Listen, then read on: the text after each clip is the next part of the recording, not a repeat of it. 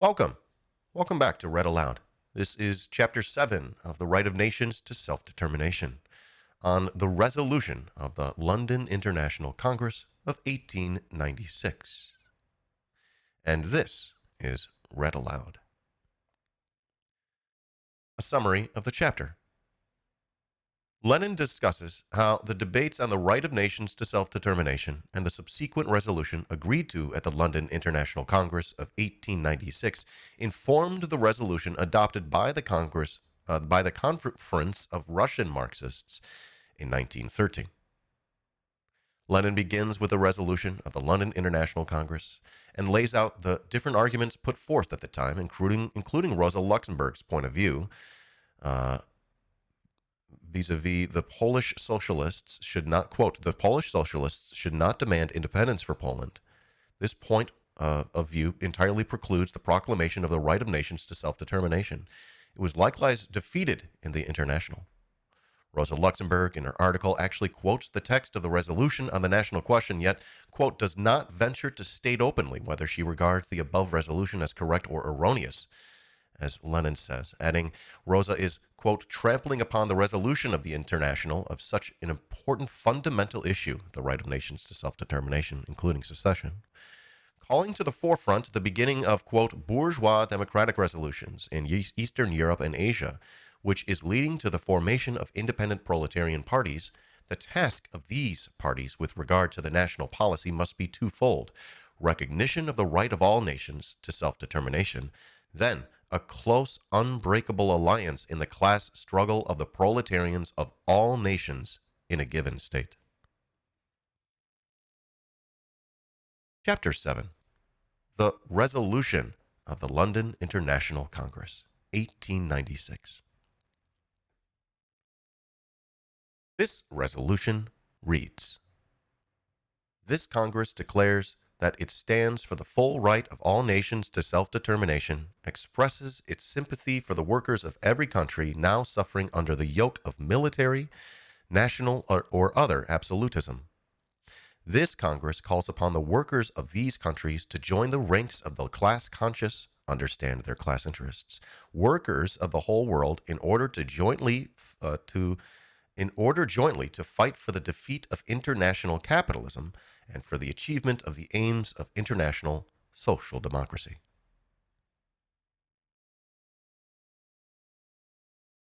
I'll skip this note from Lenin. As we've already pointed out, Lenin says, our opportunists, Semkovsky, Liepman, and Yurkevich, are simply unaware of this resolution. But Rosa Luxemburg knows it and quotes the full text, which contains the same expression as that contained in our program, that is, self-determination. Is that what viz means? That is? Remind me what viz means?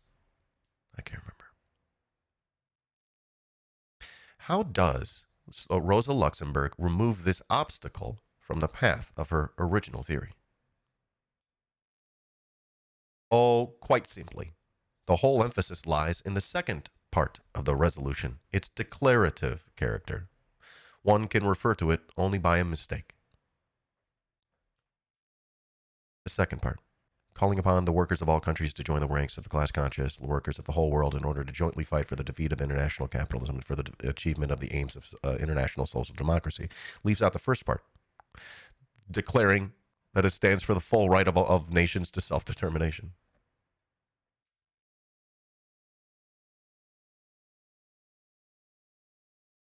The feebleness, Lenin says, and utter confusion of our author are simply amazing. Usually, it's only the opportunists who talk about the consistent democratic and socialist points in the program being mere declarations and cravenly avoid an open debate on them. It's apparently not without reason that Rosa Luxemburg has this time found herself in the deplorable company of the Semkovskys, Liepmans, and Yurkeviches. Rosa Luxemburg does not venture to state openly whether she regards the above resolution as correct or erroneous. She shifts and struggles as if counting on the inattentive or ill-informed reader who forgets the first part of the resolution by the time he started reading the second, or who has never heard of the discussion that took place in the socialist press prior to the London Congress.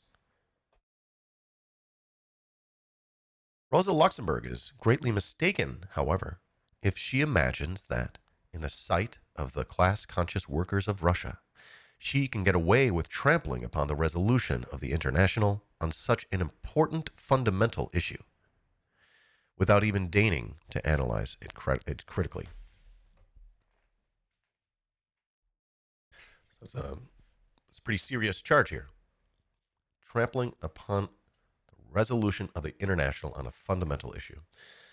Lenin says Rosa Luxemburg's point of view was voiced during the discussions which took place prior to the London Congress, mainly in the columns of Die Neue Zeit, organ of the German Marxists. In essence, this point of view was defeated in the International. That is the crux of the matter, which the Russian reader must particularly bear in mind. The debate turned on the question of Poland's independence. 3 points of view were put forward. 1. That of the Fresi, in whose name Haker spoke. They wanted the International to include its own program, in its own program, a demand for the independence of Poland. The motion was not carried, and this point of view was defeated in the International. 2. Rosa Luxemburg's point of view, that is, the Polish socialists should not demand independence for Poland. This point of view entirely precluded the proclamation of the right of nations to self-determination. It was likewise defeated in the International. The point of view which was, the point of view which, and number 3, the point of view which was elaborated at the time by K. Kautsky, who opposed Rosa Luxemburg and proved that her materialism was extremely one-sided. According to Kautsky, the International could not at the time make the independence of Poland a point in its program, but the Polish socialists were fully entitled. But the Polish socialists were fully entitled to put forward such a demand. From the socialists' point of view, it was undoubtedly a mistake to ignore the tasks of national liberation in a situation where the national oppression existed.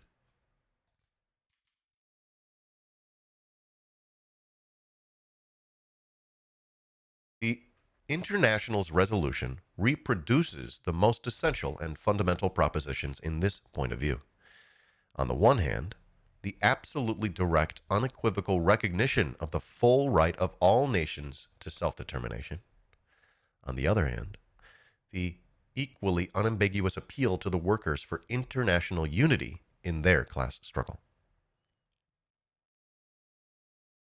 All right, viz means namely, or in other words.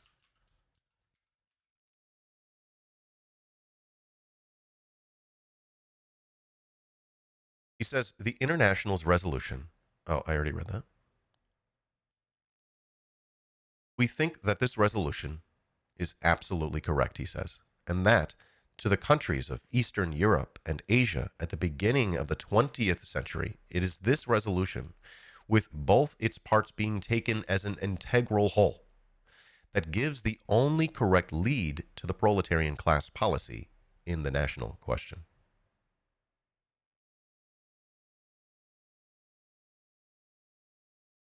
He says, hey, if you look around the world right now, you'll see that there are these movements happening, and that will continue to happen. And they're right on the border of Russia. And you're going to tell us that we shouldn't include the right of nations to self-determination? It's like saying, like in the previous chapter, you talked about divorce. You're not going to include the right of divorce in your constitution? It doesn't mean if you include the right of divorce, it doesn't mean you're encouraging divorce, does it? No, dummy. Lenin says, Let us deal with the three above-mentioned viewpoints in somewhat greater detail. So these are the three viewpoints brought up at the International. Rassi, Rosa Luxemburg's, and Kautsky's. As is known, Karl Marx and Friedrich Engels considered it the bounden duty of the whole of the whole of West European democracy, and still more of social democracy, to give active support to the demand of Polish independence. For the period of the 1840s and 1860s, the period of the bourgeois revolutions in Austria and Germany, and the period of the peasant reform in Russia, this point of view was quite correct, and the only one that was consistently democratic and proletarian. So he says, well, actually, Carl and Freddie, they supported independence for Poland at a certain time, because there were certain reasons for it.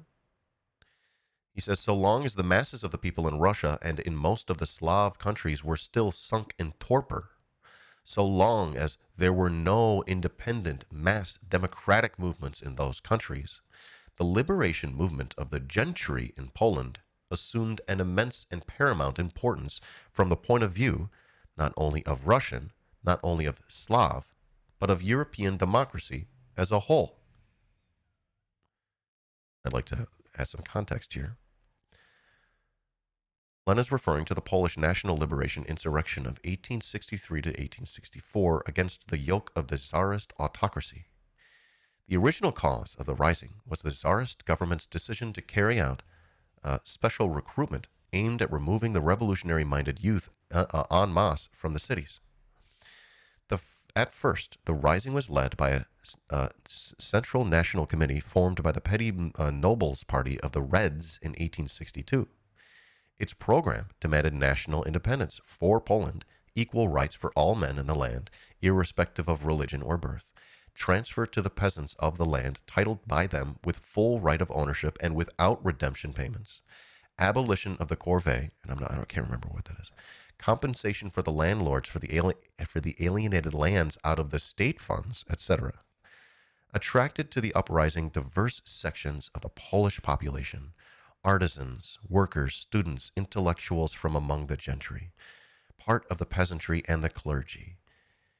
In the course of the insurrection, elements united around the party of the whites, the party of the big landed aristocracy and the big bourgeoisie, joined it with the intention of using it in their own interests, and with the help of Britain and France, securing a profitable deal with the Tsarist government. The attitude of the revolutionary Democrats of Russia towards the rebels was one of deep sympathy. The members of Zemlya I Volya secret society associated with the N.G. Chernyshevsky, trying to give them every possible assistance. The Central Committee of Zemlya I Volya issued an appeal to the Russian officers and soldiers, which was distributed among the troops sent to suppress the insurrection. A.I. Herzen and N.P. Ogaryov published a number of articles in Kolokol devoted to the struggle of the Polish peoples and rendered material aid to the rebels. Owing to the inconsistency of the party of the Reds, which failed to hold the revolutionary initiative, the leadership of the uprising passed into the hands of the whites, who betrayed it. By the summer of 1864, the insurrection was brutally crushed by the Tsarist troops. Marx and Engels, who regarded the Polish insurrection of 1863 to 1864 as a progressive movement, were fully in sympathy with it and wished the Polish people victory in its struggle for national liberation. On behalf of the German emigrant colony in London, Marx wrote an appeal for aid to the Poles. Got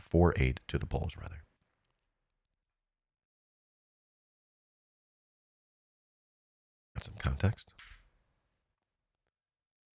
Lenin says, but while Marx's standpoint was quite correct for the 40s, 50s, and 60s, or for the third quarter of the 19th century. It has ceased to be correct by the 20th century. Independent democratic movements, and even an independent proletarian movement, have arisen in most Slav countries, even in Russia, one of the most backward Slav countries. Aristocratic Poland has disappeared, yielding place to capitalist Poland. Under such circumstances, Poland could not but lose her exceptional revolutionary importance.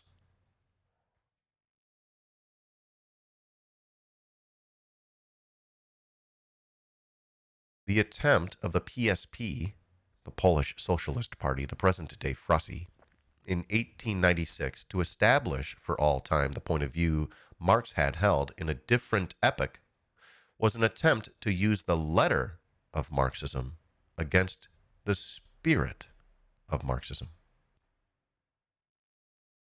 The Polish Social Democrats were therefore quite right in attacking the extreme nationalism of the Polish petty bourgeoisie and pointing out that the national question was of secondary importance to Polish workers, in creating for the first time a purely proletarian party in Poland and proclaiming the extremely important principle that the Polish and Russian workers must maintain the closest alliance in their class struggle.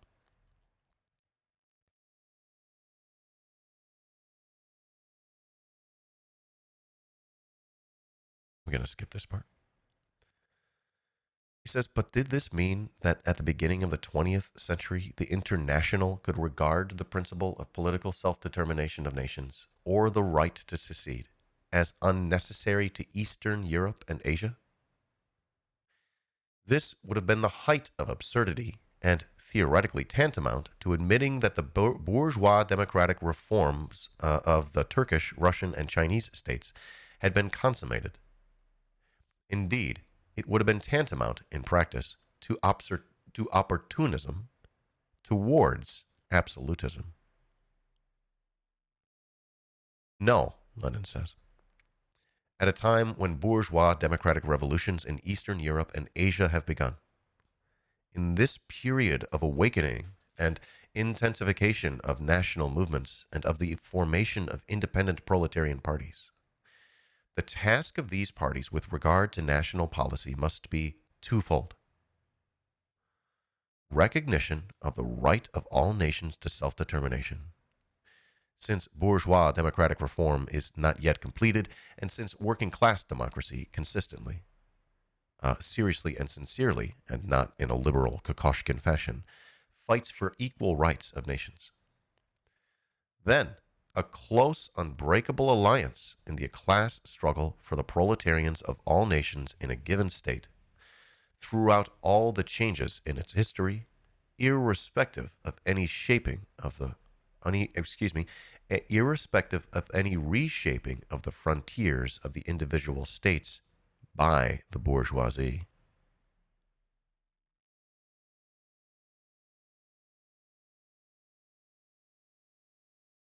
He says, it is this twofold task of the proletariat that the 1896 resolution of the International formulates. That is the substance, the underlying principle of the resolution adopted by the Conference of Russian Marxists held in the summer of 1913. Some people profess to see a contradiction in the fact that while point 4 of this resolution, which recognizes the right of secession and which recognizes the right to self-determination and secession, seems to concede the maximum to nationalism. In reality, the recognition of the right of all nations to self-determination implies the maximum of democracy and the minimum of nationalism. Point 5 warns the workers against the nationalist slogan of the bourgeoisie of any nation, and demands the unity and amalgamation of the workers of all nations in internationally united proletarian organizations.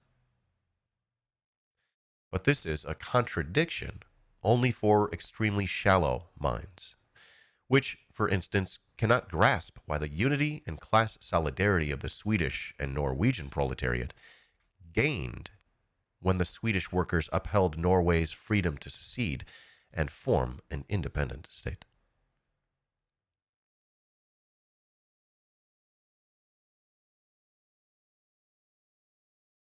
And that was Chapter 7, the resolution of the London International Congress in 1896.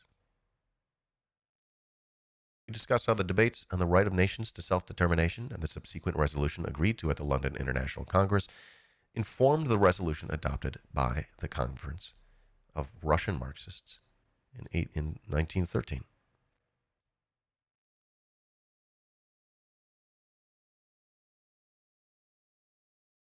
And that was Chapter 7. If you enjoyed that, I hope you did. And I hope you do enjoy. Feel free to support my content. You can support on Twitch with a subscription. You can support on Patreon for as little as $1 a month. You'll get early access to content there. Or you could support with a one-time tip on PayPal, Cash App, Venmo, iDanSimpson, at iDanSimpson, or iDanSimpson@gmail.com. Thanks, and we'll see you all next time. Check us out on Chapter 8, The Utopian Karl Marx and the Practical Rosa Luxemburg.